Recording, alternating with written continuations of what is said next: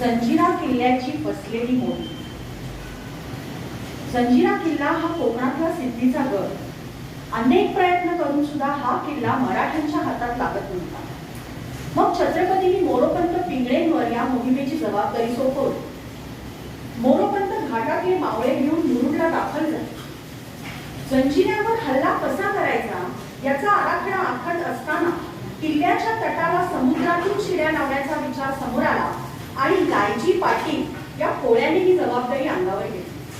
मध्यरात्री छोट्या होड्यातून मावळ्यांना गडाच्या तटापर्यंत पोहोचवायचं आणि मग शिड्यांच्या सहाय्याने गडावर चढून आतील हशब्यांचा बंदोबस्त करायचा असं ठरलं. किल्ल्यावरील हशब्यांना थोडी जरी चाहूल लागली असती ना तरी सगळे मराठे मारले जाणार हे नक्की. लायजीनी मोरोपंतांना सांगितले, आम्ही शिड्या लावतो, तुम्ही पाठोपाठ या. मध्यरात्रीच्या अंधारात वल्ह्यांचा आवाज न करता लायजीच्या होड्या जंजिऱ्याच्या तटाकडे निघाल्या. तटाजवळ पोहोचल्यानंतर लायजीने आणि त्याच्या साथीदारांनी तटावर शिड्या लावल्या आणि ते मोरोपंतांची वाट पाहायला लागले. बराच वेळ निघून गेला. सकाळ व्हायची वेळ आली तरी मोरोपंतांच्या होड्या काही दिसेना.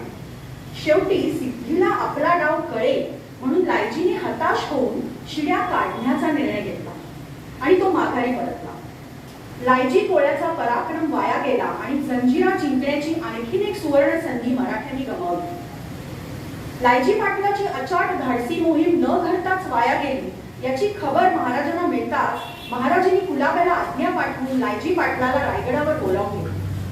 महाराजांनी भर सदरेवर लायजीला बोलवले. तो आला, उभा राहिला.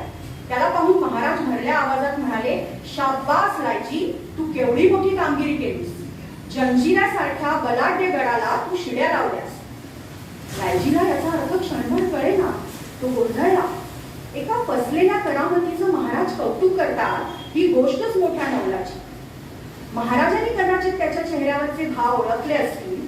ते लगेच म्हणाले, लायजी, अरे तुला दिलेली कामगिरी तर चोख पार पाडलीसच, पण त्याही पुढे जाऊन तू शिड्या काढण्याचा निर्णय घेऊन मराठ्यांची त्या मार्गाने हल्ला करण्याची एक संधी वाचवलीस हे विशेष. त्याबद्दल तुझे कौतुक करावे तितके थोडे आहे. महाराजांनी अधिकाऱ्याला सांगितले, लायजीला सर पाटील ही पदवी आणि पालखीचा मान द्या. मला पालखीचा मान कशासाठी? मी बंदरावरचा माणूस, लायजी नम्रपणे म्हणाला. महाराज लायजीचं हे वक्तव्य ऐकून लगेच आपल्या अधिकाऱ्याला म्हणाले, लायजी सर पाटलास एक गलबत द्या आणि त्या गलबताचे नाव पालखी ठेवा.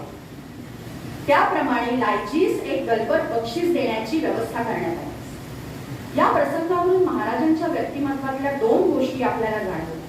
त्या म्हणजे आपल्या सहकार्यांना प्रेरणा देण्याचं त्यांचं कसं जे जगजाहीर आहे आणि यश किंवा अपयश याला बाजूला सारून आपल्या सहकार्यांच्या गुणांना ओळखून प्रामाणिक प्रयत्नांचं कौतुक करणं, जेणेकरून अपयश आल्यानंतरही निरंतर चालत राहायची त्यांना ताकद मिळेल. धन्यवाद.